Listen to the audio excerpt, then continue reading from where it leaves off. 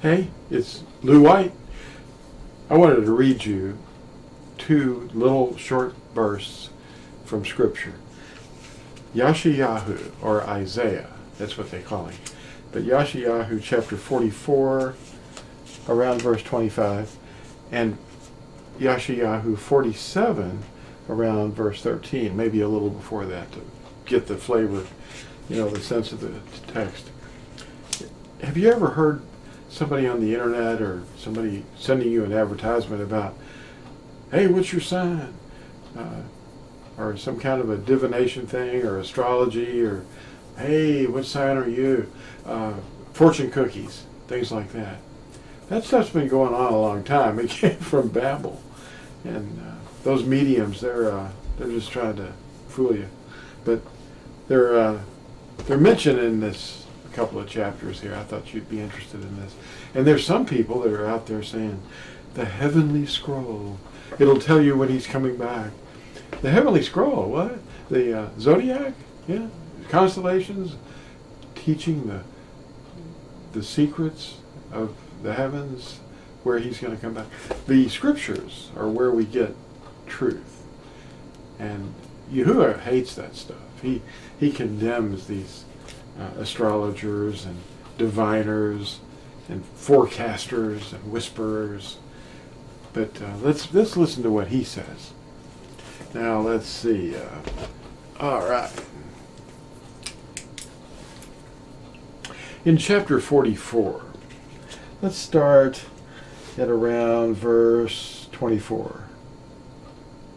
Thus said Yahuwah, your Redeemer, and he who formed you from the womb.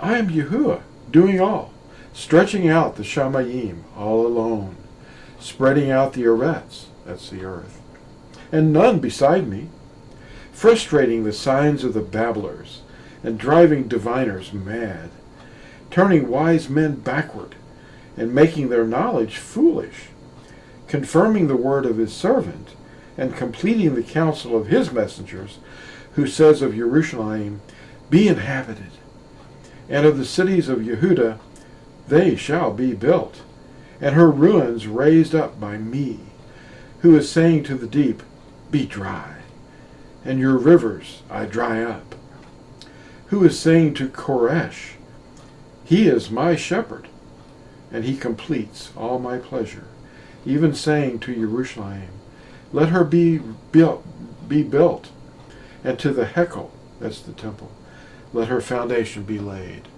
Now Koresh is the one they call Cyrus. He was called the Messiah in the days of Nehemiah. Nehemiah is really Nehemiah. And they were in Babel, and remember Belshazzar, the knee knocker, saw the handwriting on the wall, and then that very night, Koresh came in and swept them out of there. And he took over the Persians, and he had Nehemiah rebuild the temple. He saw how sad he was, and he said, what's the problem? And he wrote a letter and arranged to pay for it, had letters sent to loggers and people up there, and said, give these people some room and let them come in there, rebuild the walls and rebuild the temple. And there's even a cylinder. It's called the Koresh cylinder. And it's written in Akkadian. And it is actually saying in Akkadian, this is an edict of Koresh. I'll put a picture up here if I can find one. And you can look at it. Now, the other little phrase that I wanted to read here is in Yashayahu 47. It's on the next page in this book. It's about, the Queen of Heaven, let's start reading chapter 47 of Yashayahu around,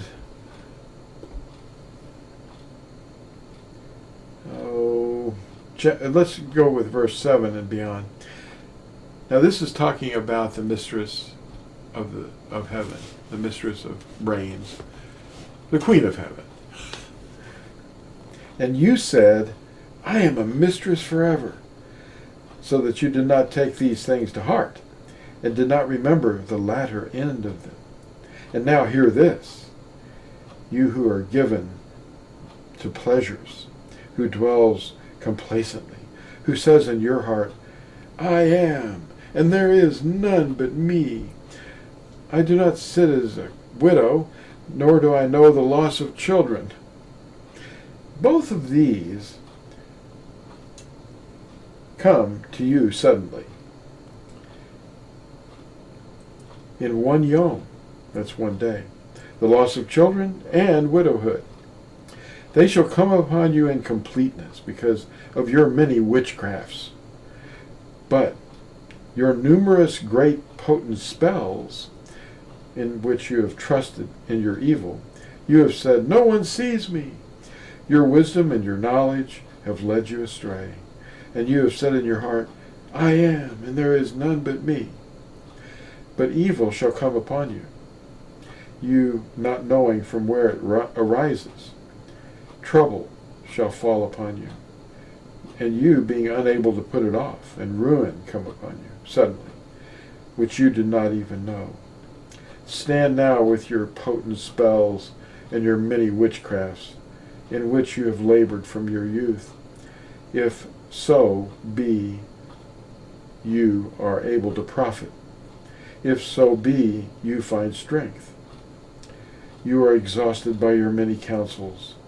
Let the astrologers and the stargazers and those who prognosticate by the new moons stand up and save you from what is coming upon you.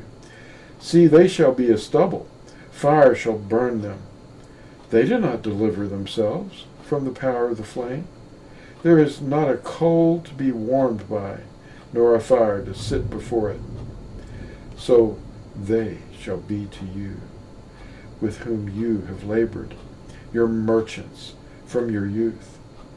They shall wander, each one his own way, and there is none to save you. Sounds like the circus to me. Thanks for watching, and we'll put another short video up real soon, you who are willing. Bye.